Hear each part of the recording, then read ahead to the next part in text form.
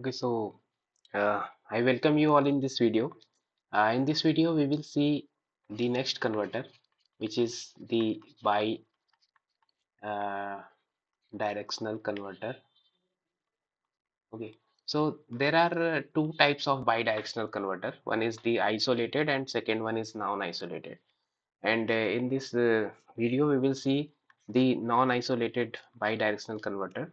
So bidirectional converter means which allow the power flow from source to load and load to source. So the popularly used circuit for understanding the bidirectional converter is a battery charger.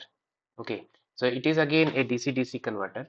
So here we are using the four switches. So this is the supply voltage, this is the capacitor placed across the supply voltage, and this is the positioning of four switches like this. And here we are connecting a inductor whose job is to store and release the energy, depends on the on and off period of the switches. So these are the four switches,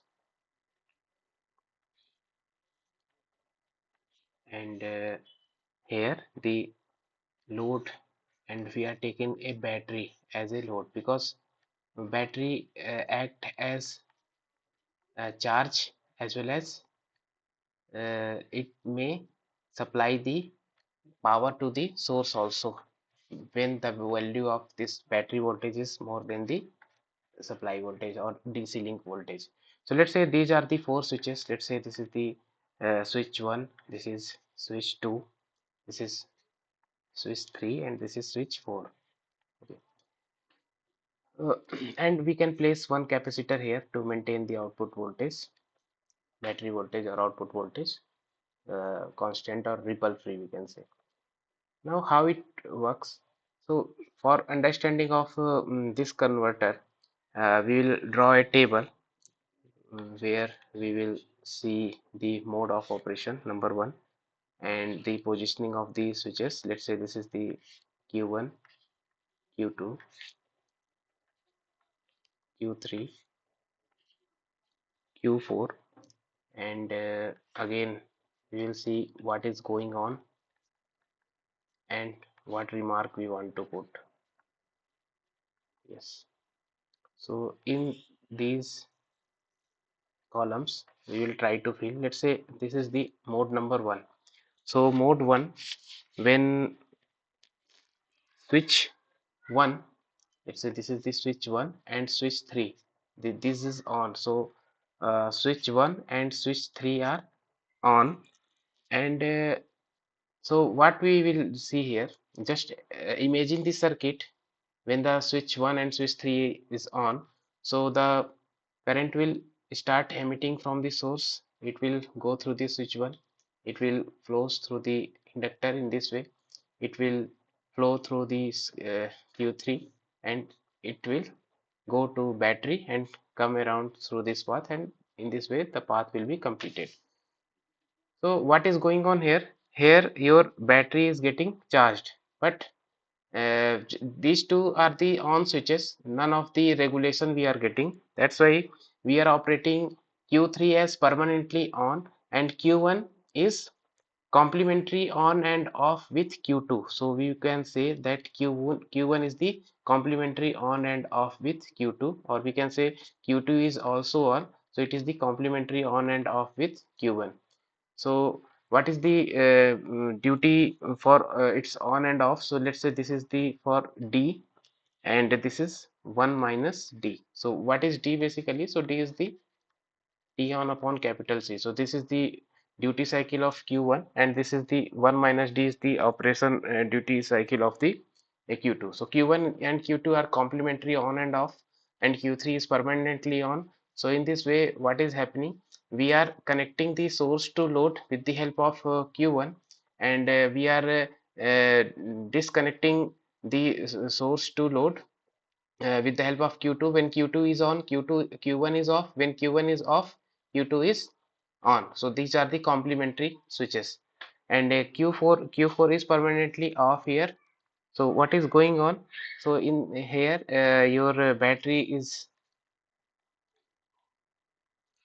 charging is going on. battery charging, and battery charging is possible when your output voltage is less than the input voltage. So what remark we can put here, so that Q1 and Q3, when Q1 and Q3 these two switches are on, then we can say your inductor is, what is happening to the inductor, it is charging. And when Q3 is permanently on, but when Q2 and Q3 these are on, then what will happen to L? L will discharge. L will discharge. So what operation is, which type of operation is going on? So this is the buck operation. Okay. So this is all about mode number one. Now see the second uh, mode, that is the mode two.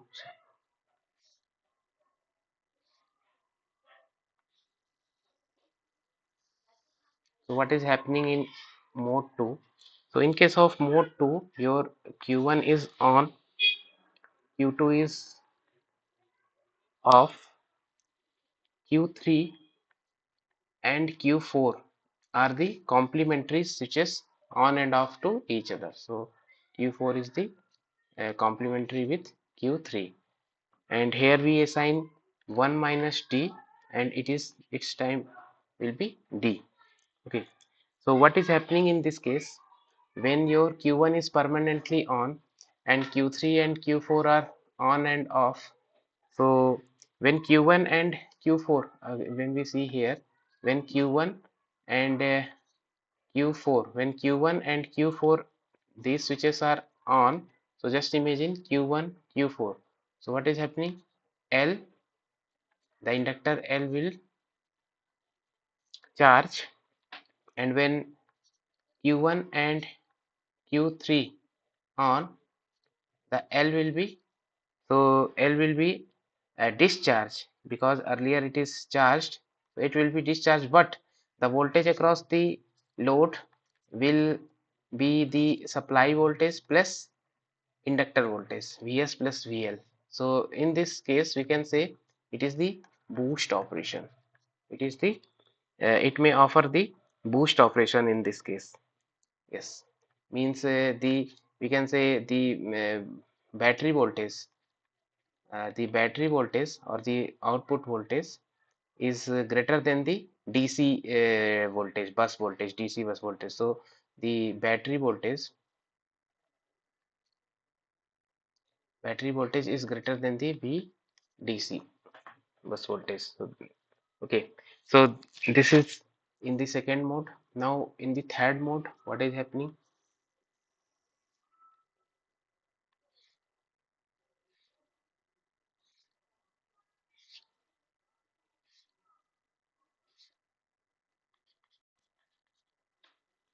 Now uh, in this mode, all the switches are on.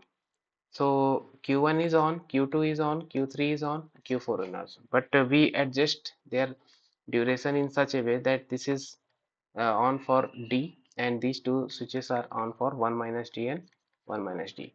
Means the 1 and 4 are simultaneously on, and Q and 3 are simultaneously on. So when 1 and 4 is on, then L will charge. When 2 and 3 are on, then L will discharge. So charge, discharge, charge, discharge. So in this case, it is offering the buck boost operation. Buck boost operation. Why buck boost? When Q1 and Q4, when Q1 and Q4 are on, then L is charged, and when Q2, Q3 are on, Q2, Q3 are on, then L is discharged.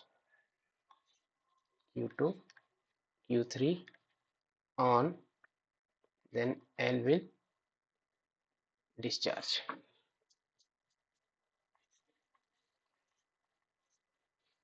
Okay. Now see one more mode of operation in continuous with above three.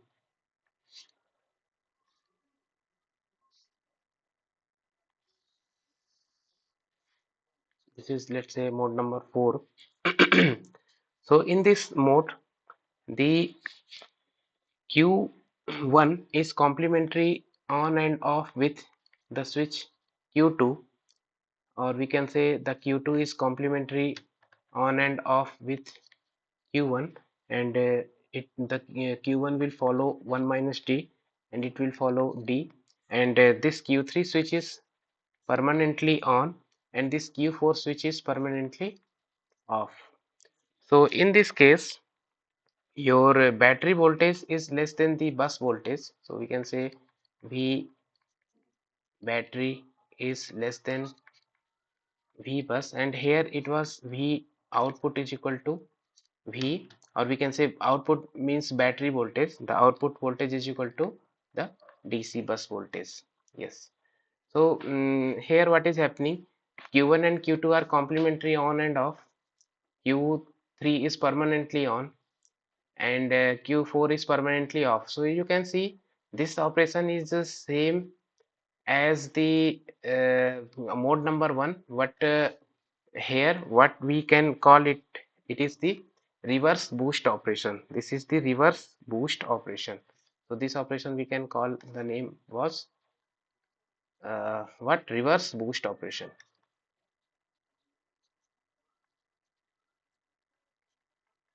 Okay, and the in the last mode we can add one more combination in continuation with above. So why it is reverse boost? Because we are start discussing from this mode number one. So based on the charging and discharging profile of inductor and flow of current from source to load, we come to the this conclusion. Now in this the last mode, what is happening, this is permanently on, this is permanently off, and this Q3 is complementary with Q4. So we can say Q4 is complementary on and off with Q3. So it will follow this D, and it will follow 1 minus D. So what will happening here? Here your V battery is greater than V bus. So what we can call it as the output and input relationship based on this. So this is the reverse buck converter. Reverse buck operation. Buck means what? Power flowing is from load to source, but so the source is acting as the output, and output is less as compared to the input. That's why it is the buck operation. Reverse is there. That's why our input and output understanding will be reversed here. So in this way, you can understand the working of this bidirectional converter. Okay. So thank you for watching this video.